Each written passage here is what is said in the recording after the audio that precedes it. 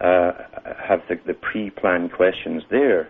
I watched a little blurb about Kissinger and found out when he came to Canada that the guy who manages Kissinger, and they're all managed too, had put a suggested set of questions that they could ask Kissinger, and anything not on that list would simply not be answered, or they can walk off the set.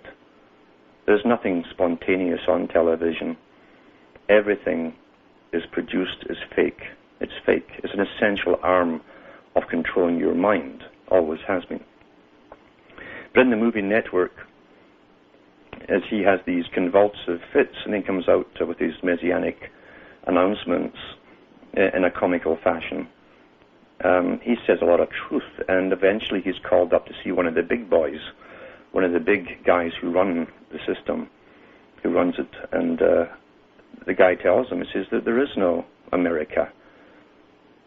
He says everything is just one vast corporation, an association of corporations. There's no Britain, there's no America, there's no Holland, there's no China, there's no Russia. It's just one conglomerate group of corporations. Money runs the thing. And that was true. That is true because that's how it is. The economy, everything beginning with E in our language, is of prime importance.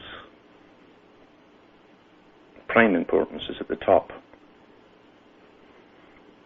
And that's well worth a look at the Network and what they disclose there to a public that just chew bubblegum and pop their popcorn and get downloaded and yet can't even remember what they see or do. The second movie is pretty famous in some circles. It's called They Live, done in 1988, where it does show you the system, again in allegorical type form. They do it blatantly and show you the sort of mind control techniques of advertising, the types of people who live amongst you, who look like you but they're not you at all. And in the real world, you'll find that in Freemasonry because there is a definite feedback from along through Masonry of information to do with the public and places they live in. They collect data on everyone. And the Eastern Star is famous for that. They collect data. And I do know someone who's confronted a high-ranking member of the Eastern Star, and she did admit that. And I do know that in a place I used to live, the Grand Master of the local lodge there were around all these elderly women who were Eastern Star members, and he collected the data, the what's what on everybody, the gossip. So it's well worth a look at how They Live done in allegorical form. They have the alien twist in it, of course, which is highly popularized by the authorized guys in some countries. I was asked to do a documentary by one of these well-known guys, but then when he found out I wouldn't push the alien agenda, that's the last I heard from him. He phoned me, by the way.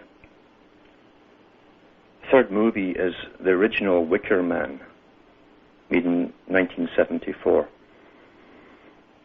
Very revealing movie on the religion that runs the world, with an outward form of nature worship,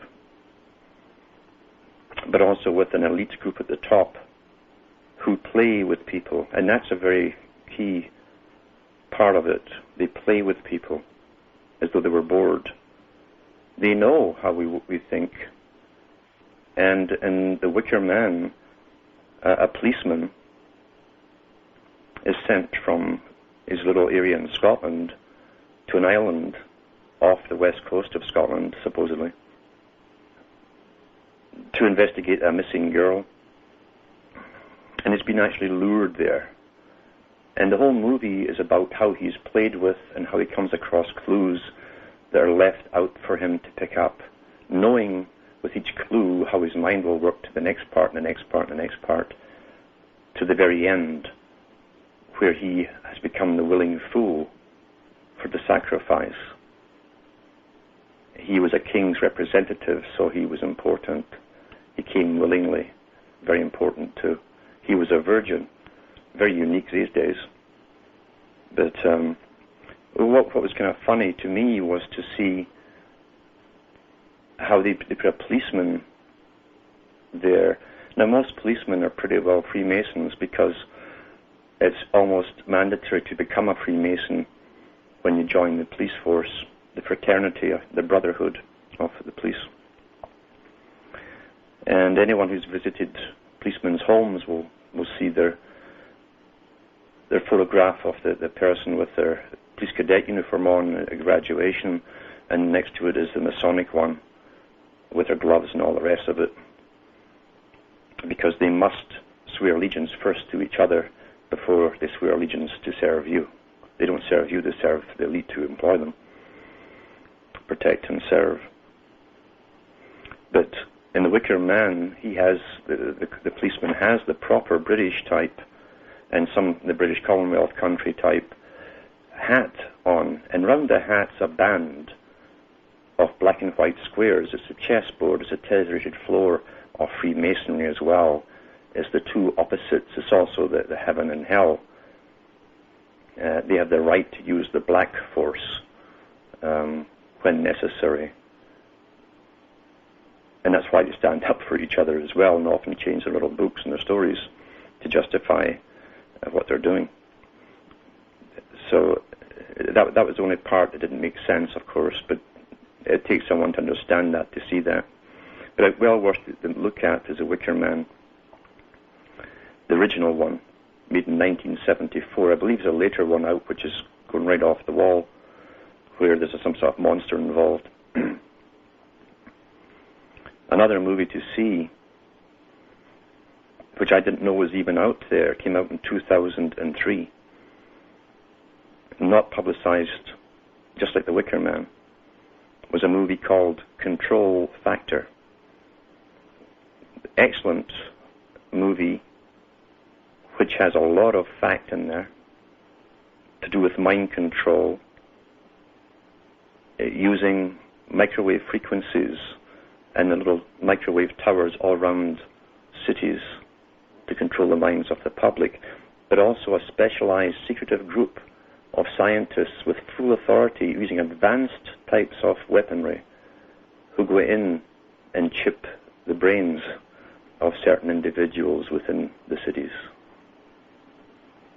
They actually use in the Control Factor real data that's been disclosed to the public from books such as Zbigniew Brzezinski, Between Two Ages in the Technotronic Era, and they use the terms technotronic, etc. And everything in that movie can be done today. Actually, it's old stuff. Whatever is disclosed to the public is actually obsolete, in a sense. They're so far beyond because there are 3 levels of science. And from professorship down, that's all the public domain. That's the lowest level. The CIA on the higher levels, compartmentalized levels, the higher levels, they have equipment which is beyond science fiction. And then it's a higher level above that for the real controllers, because you never share ultimate power with the rest who help you. So Control Factor 2003 has even been shown across European countries, and as I say, I never heard of it here till someone in Belgium brought it to my attention. Well worth seeing. Another one to look at is from Germany, but it's available in the stores over here for rent, made in 2002, and it's called The Experiment, with English subtitles. Excellent movie on a topic I've mentioned before, how people become what they work at, like Mr. Postman and Mr. Policeman and Mr. Soldier and this kind of thing. But the experiment, and these experiments have been done many times over, I'm sure. It takes place in a mock prison, and a whole group of people come in. I think there's 20 of them. 10 are dressed up as the prison wardens, 10 as the prisoners, And in a short space of time, the control freaks within